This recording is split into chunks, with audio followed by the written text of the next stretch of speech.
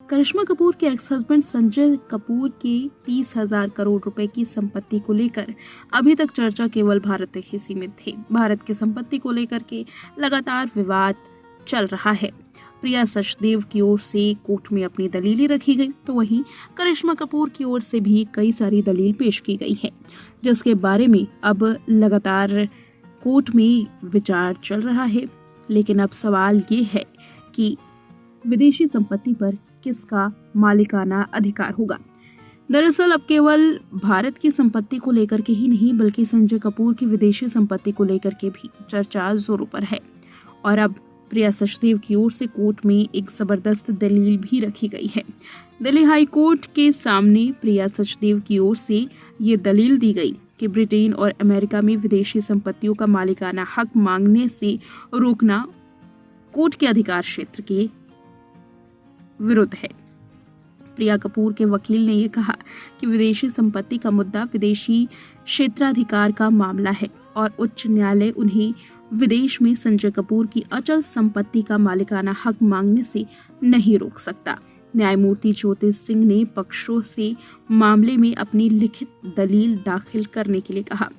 न्यायमूर्ति ज्योति सिंह बॉलीवुड एक्ट्रेस करिश्मा कपूर के दोनों बच्चों के जरिए दायर अंतरिम निषेधाज्ञा याचिका में प्रिया कपूर को संजय की संपत्ति से उन्हें दूर रखने या उनकी हिस्सेदारी से वंचित करने से रोकने की मांग वाली याचिका पर सुनवाई की थी।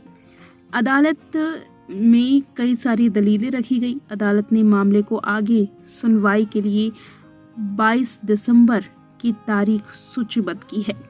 अंतरिम आवेदन करिश्मा कपूर के बच्चों के मुकदमे में दायर किया गया था, जिसमें उन्होंने अपने दिवंगत पिता की संपत्ति की कथित वसीयत को चुनौती दी थी।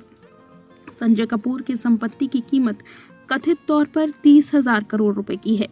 सुनवाई के दौरान प्रिया के नाबालिग बेटे की ओर से पेश हुए वकील अखिल सिब्बल ने दलील दी कि मां प्रिया का ओरियंस इन्वेस्टमेंट प्राइवेट लिमिटेड में शेयर बेचने का कोई इरादा नहीं है, जो उनके पति की मृत्यु के बाद उन्हें ट्रांसफर कर दिया गया। उन्होंने कहा कि जहां तक अमेरिका और ब्रिटेन में अचल संपत्ति का सवाल है, यहां के उच्च न्यायालय के पास उनके संबंध में यथास्थिति आदेश पारित करने का कोई भी अधिकार क्षेत्र है ही नहीं। उन्होंने कहा कि कानून के मुताबिक इसका निराधन केवल उस क्षेत्राधिकार वाली अदालत द्वारा ही किया जा सकता है जहां पर ये संपत्ति स्थित है। एक्ट्रेस के बच्चों का प्रतिनिधित्व कर रहे वकील महेश जेठमलानी ने कहा कि अगर ऐसा मामला है तो अदालत प्रिया कपूर को विदेश में स्थित संपत्तियों का मालिकाना हक हासिल करने के लिए कथित जाली वसीयत का दुरुपयोग करने से रोकने का आदेश पारित कर सकती है। बता दें, संजय कपूर की मां रानी कपूर ने भी प्रिया सचदेव पर यह आरोप लगाए हैं कि प्रिया सचदेव अपने पति की प्रेयर मीट में आंसू बहाने के बजाय अपने पति की संपत्ति को हड़पने की हर संभव कोशिश कर रही थी।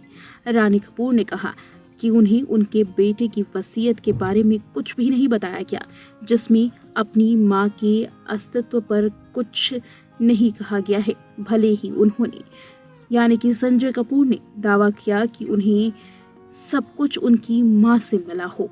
इस तरह से रानी कपूर ने यह आरोप लगाया कि वसीयत के बारे में प्रिया सचदेव ने कभी भी उन्हें कुछ भी नहीं बताया, यहाँ तक कि अपने बेटे की संपत्ति से ही उन्हें दूर रख दिया गया।